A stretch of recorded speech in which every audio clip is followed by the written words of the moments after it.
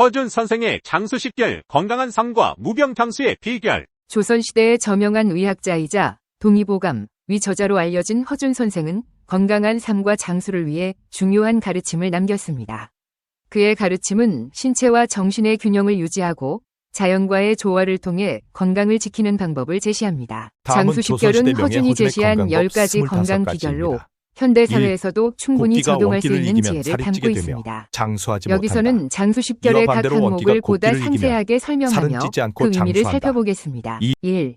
호흡법. 맑은 공기를 마시라. 허준은 호흡을 통해 들어오는 공기를 기라고 설명했습니다. 기는 우리 몸을 순환하며 모든 장기와 신경을 조절하고 몸을 정화하는 중요한 역할을 합니다. 맑은 공기는 우리의 건강을 유지하는 데 필수적이며 더러운 공기는 다양한 신경장애를 일으킬 수 있습니다. 오늘날의 대기오염 문제와 함께 허준의 가르침은 여전히 중요한 의미를 지닙니다. 깨끗한 환경에서의 호흡은 신체와 정신에 모두 긍정적인 영향을 미칩니다. 2. 다도. 맑은 물을 마시라. 허준은 맑은 물을 마시는 것이 중요하다고 가르쳤습니다. 우리가 마시는 물은 신체 내에서 혈액으로 변하고 신장과 간이 그 혈액을 정화합니다. 맑은 물을 섭취하는 것이 건강한 피를 유지하는 방법이며 더러운 물은 우리 몸에 불순물을 남겨 각종 질병의 원인이 될 수 있습니다. 현대인의 식습관에서 물의 중요성은 결코 과소평가될 수 없습니다. 매일 깨끗한 물을 충분히 섭취하는 것은 신체의 노폐물을 제거하고 신진대사를 촉진하는 데 도움이 됩니다. 3. 참선. 욕심을 죽이라. 허준은 욕심이 마음의 평화를 깨뜨리고 결국 피의 혼탁을 유발한다고 설명했습니다. 욕심은 불안과 초조함을 만들어내며 이는 신체의 건강을 해치는 중요한 요인으로 작용합니다. 허준은 마음의 욕심을 다스리고 내 것을 나누어주는 덕을 베푸는 것이 건강한 삶을 유지하는 방법이라고 가르쳤습니다. 이러한 참선은 현대의 마음 챙김과도 유사하며 정신적 평화를 추구하는 과정에서 중요한 역할을 합니다. 4. 식이요법. 음식은 혀로 구분하여 먹으라. 허준은 음식을 혀로 구분하여 먹으라고 강조했습니다. 현대인들은 좋다고 알려진 음식을 무분별하게 섭취하는 경우가 많지만 우리의 몸에 필요한 음식은 우리의 혀가 가장 잘 구분할 수 있습니다. 허준은 인스턴트 음식이나 공해 음식, 인공적인 식품을 피하고 혀가 당기는 자연스러운 음식을 먹는 것이 건강을 유지하는 비결이라고 가르쳤습니다. 이는 오늘날 자연식, 유기농 식품의 중요성을 상기시키며 우리의 몸에 맞는 음식을 찾는 것이 얼마나 중요한지를 알려줍니다. 5. 단전호흡법. 땀 흘리는 등산을 하라. 허준은 등산을 통해 신체와 정신의 건강을 모두 증진할 수 있다고 보았습니다. 산에서는 맑은 공기와 맑은 물을 접할 수 있으며 등산을 통해 몸의 모든 장기가 활성화됩니다. 특히 땀을 흘리며 산을 오르면 위와 뇌가 좋아지고 담즙이 활성화되어 간과 슬개의 기능이 강화됩니다. 등산은 단순한 신체 활동이 아닌 정신적 정화를 통해 잡념을 걷어내고 신체의 균형을 맞추는 과정으로 허준은 이를 강조했습니다. 6. 청열법. 신금. 정화된 소금을 섭취하라. 허준은 신금이라는 정제된 소금을 섭취하라고 가르쳤습니다. 현대인은 설탕을 과다 섭취하여 몸이 차가워지기 쉬운데 설탕은 몸의 체온을 낮추고 건강에 악영향을 미칩니다. 반면 소금은 체온을 높이고 혈액순환을 도와 성인병을 예방하는 데 중요한 역할을 합니다. 허준은 소금을 적절하게 섭취하여 혈액의 정화를 돕고 신체의 균형을 유지하라고 권장했습니다. 이는 오늘날 나트륨의 과다 섭취 문제와 구분하여 적정한 소금 섭취의 필요성을 강조하는 건강 철학으로 이어집니다. 7. 와선법. 잠을 충분히 자라. 허준은 충분한 수면이 건강 유지의 핵심이라고 가르쳤습니다. 수면은 신체가 하루 동안 쌓인 피로를 회복하고 몸을 정화하는 중요한 시간입니다. 허준은 잠을 충분히 자지 않으면 몸이 완전히 회복되지 않으며 이는 결국 질병의 원인이 된다고 경고했습니다. 수면은 현대인들에게도 필수적인 건강 요소로 충분한 수면을 취해야 신체의 자가 치유 능력이 활성화됩니다. 허준의 가르침은 수면의 중요성을 다시 한번 상기시켜줍니다. 8. 좌법. 자세를 바르게 하라. 허준은 바른 자세가 건강 유지의 필수 요소라고 강조했습니다. 척추는 우리의 신경과 혈액이 흐르는 중심 역할을 하며 척추가 비뚤어지면 몸의 균형이 깨집니다. 허준은 척추를 바르게 유지함으로써 장기로 가는 신경과 혈관이 원활하게 기능하고 몸속의 불순물을 정화할 수 있다고 설명했습니다. 바른 자세는 신체 건강뿐 아니라 정신적인 안정에도 중요한 역할을 합니다. 9. 쾌변법. 깨끗이 배설하라. 배설은 허준이 강조한 중요한 건강 원칙 중 하나입니다. 우리 몸에 필요 없는 노폐물을 깨끗하게 배출하는 과정은 매우 중요하며 변비나 불완전한 배설은 다양한 질병을 유발할 수 있습니다. 허준은 배설을 즐기고 충분한 시간을 가지고 몸에서 불필요한 것들을 제거해야 건강을 유지할 수 있다고 가르쳤습니다. 오늘날 배변 활동의 중요성은 변비 예방과 장 건강을 위한 중요한 건강 요소로 다뤄지고 있습니다. 10. 풍수지리. 건강하게 살아있는 것을 만나라. 허준은 풍수지리를 통해 자연과의 조화를 중요하게 여겼습니다. 그는 살아있는 생명의 소리를 듣고 살아있는 음식을 먹는 것이 건강의 비결이라고 가르쳤습니다. 허준은 기계적인 소리나 죽은 음식을 피하고 자연과 함께하는 삶을 통해 건강을 유지할 수 있다고 강조했습니다.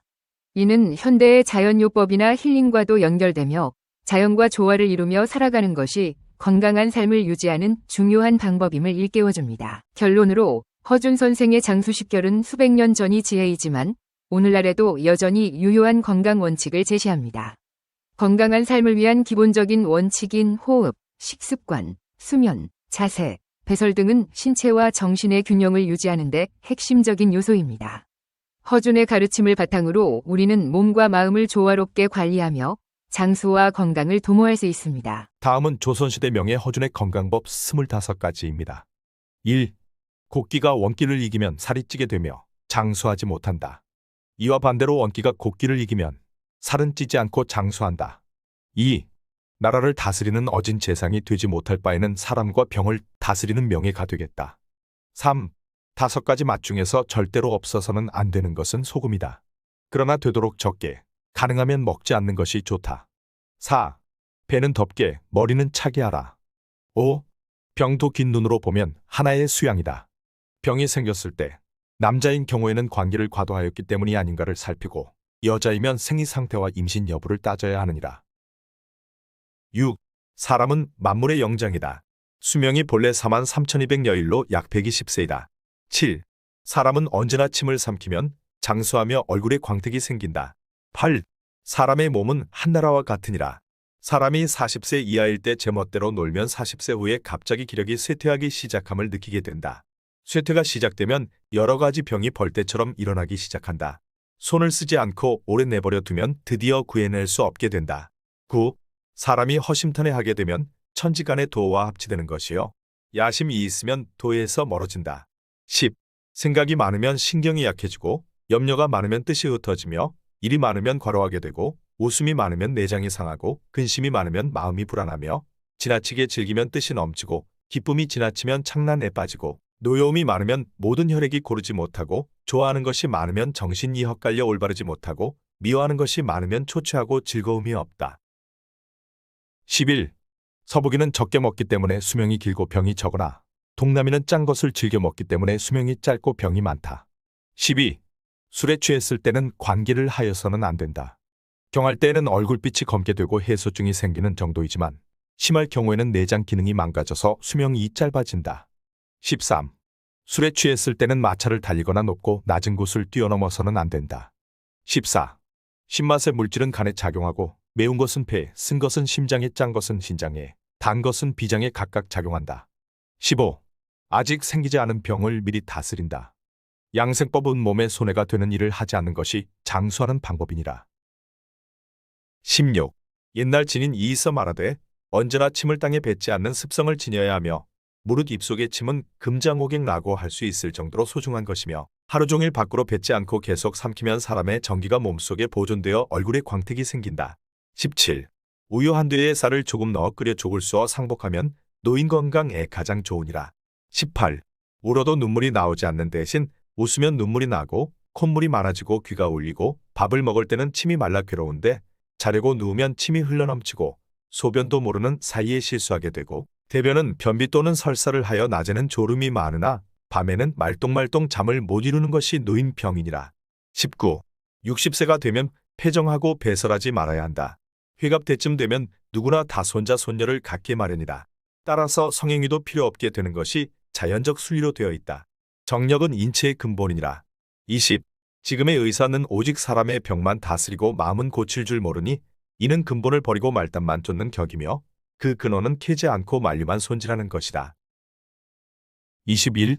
추위를 물리치고 혈액순환을 좋게 하고 신진대사를 돕고 약 기운을 끌어주는 데는 술처럼 좋은 것이 없다. 22. 취중에 정욕을 삼가지 못하고 관계를 하는 것은 정력을 고갈시키고 생명력을 소모시킨다. 23. 하루에 조심할 것은 저녁밥을 지나치게 포식하여서는 안 된다. 한평생 조심해야 할 것은 밤에 불을 켜놓고 관계를 행하여서는 안 된다. 24. 한나라 때의 괴경이라는 사람은 나이가 120세가 되었어도 기력이 아주 왕성하였는데 매일 아침 침을 삼키고 이를 악무로 마주치게 하기를 14번씩 하였다고 하며 이렇게 하는 것을 연정법이라고 한다. 25. 사람이 있으되 침 뱉기를 즐겨 지내기 말라 몸이 여유였는데 우연히 훌륭한 사람을 만나 회진술을 배워 오래 실천하였더니 체력이 회복